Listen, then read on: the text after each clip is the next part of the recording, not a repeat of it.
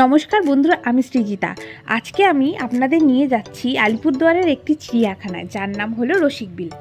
আলিপুর থেকে এর দূরত্ব 31 কিলোমিটার। বাইক বা কার নিয়েই সহজেই পৌঁছে যেতে পারেন এখানটায়। এছাড়া বাস অটো সহজেই পাওয়া যায়।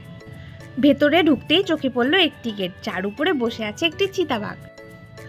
যাওয়ার পথে রাস্তার বাঁদিকে চোখে পড়লো বন্য পাখির খাঁচা, আর তাই দেখতে বাচ্চা থেকে বুড়ো সবাই ভিড় করেছে।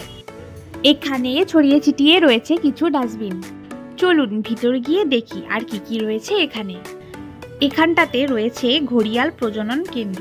চলুন এখানকার খানিকটা দৃশ্য আমরা দেখে নিই। ভিডিওটি শেষ পর্যন্ত দেখার আপনাদেরকে অনুরোধ রইল।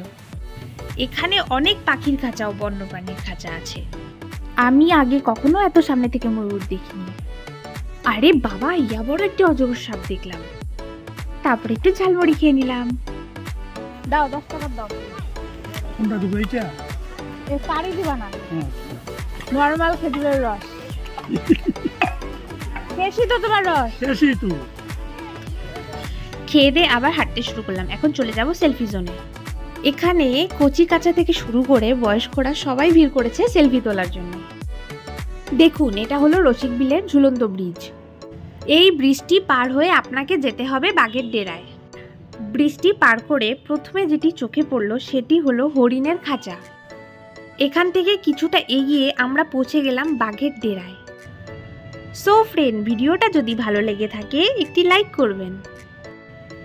তারপর আমার বাচ্চাদের সাথে দেখা হয়ে গেল। আমার বাচ্চাদেরকে কেক কিনে দিলাম, আমিও কেক খেলাম, তারপর বাড়িতে চলে আসলাম। আজকে আমার দিনটি এভাবে কেটে গেল।